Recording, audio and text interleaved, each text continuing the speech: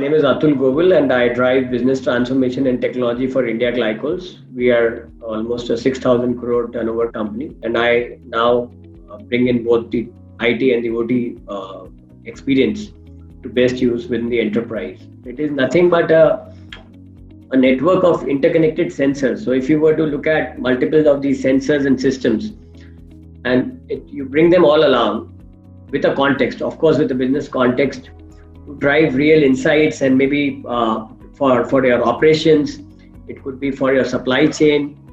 And while you create insights, you also create some actions based on it, so that you have a real-time view of what's happening right, what's happening wrong, so that you can run your operations in the most optimal fashion. This is about creating a spotlight across the value stream within the enterprise. So you create a spotlight by adding some sensors, and you have those insights on a real-time basis so that you can intervene and make sure that the plant or the operations are running at the most optimal level. That's about it. Applications could be around, in a manufacturing context, it could be around looking at yield improvement, it could be looking at energy cost optimization, it could be around throughput improvement, it could be around safety aspects. How do you ensure that the employee health and safety issues are continually taken care of and addressed?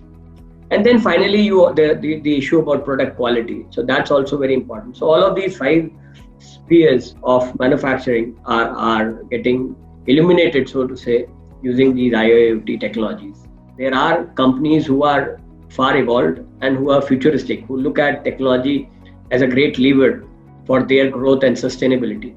But then at the other spectrum, we also have companies who have been successful till now, using their own legacy ways of operation.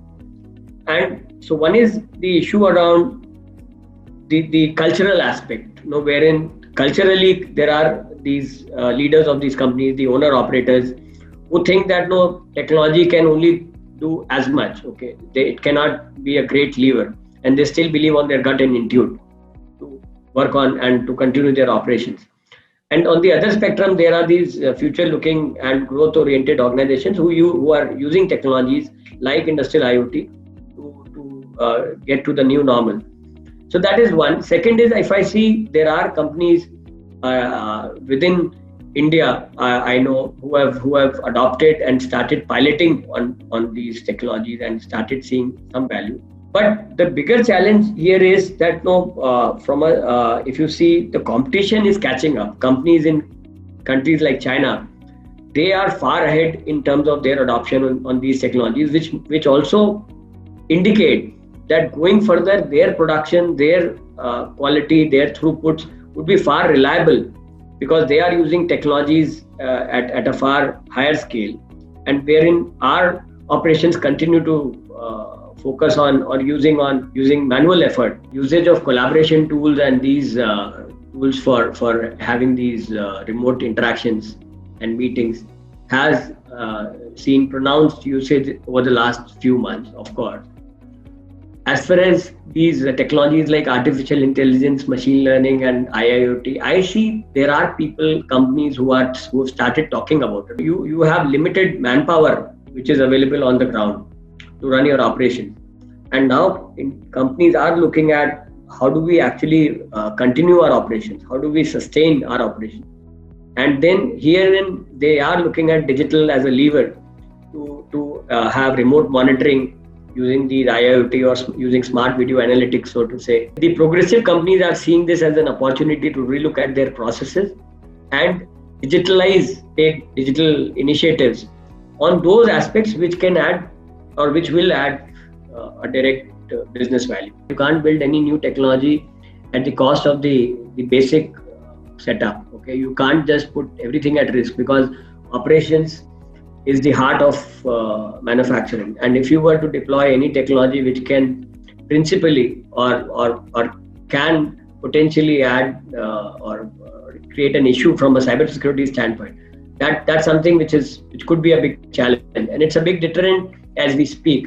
I think not just security, I would also add interoperability across these disparate systems which companies have. That is another big issue. There are these new age technologies which are available, which can take care of both interoperability constraints and also address the issues around cybersecurity. It has to be from the design phase itself. It cannot be a patch, which a security patch which you do post the implementation. It has to be thought through and designed and stitched through the implementation cycle, the initial cycle itself, to make it more effective.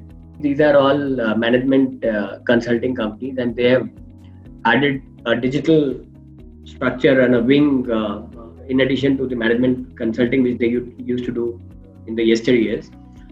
And we interacted with them. But I also want to make a statement that what we found that though there was significant value which they showcased is the potential. But at the same time, the cost of the offerings were exorbitant. 3-4 years back, we have started our journey, but in the last 2 years, we started the implementation cycle. And before we did so, we looked at these promising startups also. No, it's not just the established companies who can create value and bring value to the table. We also engaged with another large enterprise to look at the cybersecurity and the associated networking issues, because we never wanted that we put all our eggs in one basket. Facilitating a secure access to the enterprise applications while the individual is working remotely was one of the first and foremost requirement. And then setting up these safe collaboration platforms so that engagements across different functions and also between these functions and our business partners remain seamless. So that was another. So then came the part of what all can get automated at least cost in this short span of time. How can we leverage technologies? Like I said, we have these for the IIoT implementations. We use that not just to look at the running operation, but during the shutdown phase, wherein during the lockdown there was a phase wherein the plants had to be shut because there was a strict mandate of limited mobility of individuals.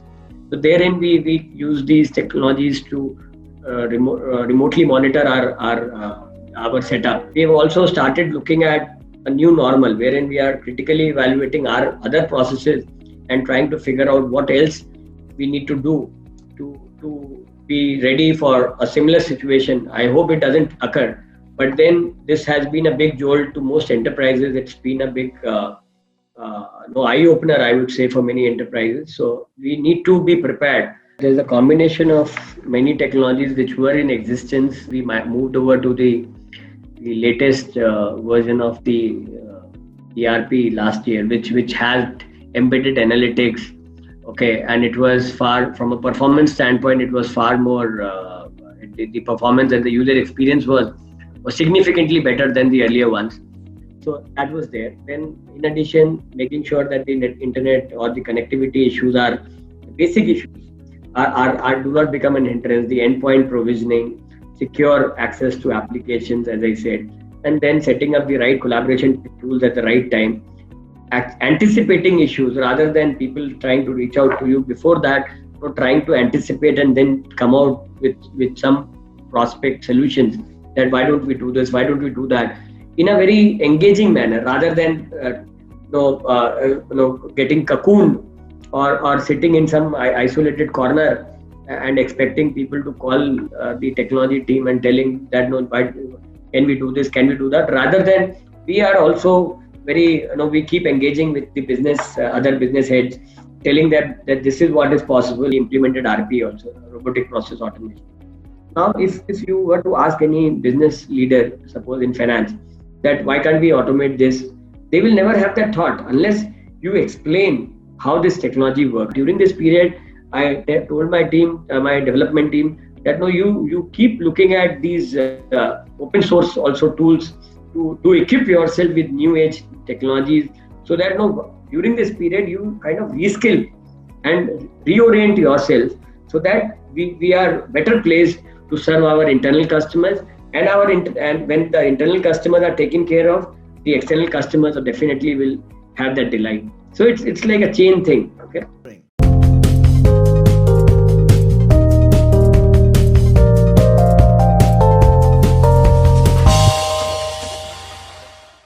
For more updates from CXO TV, please like and subscribe to our channel.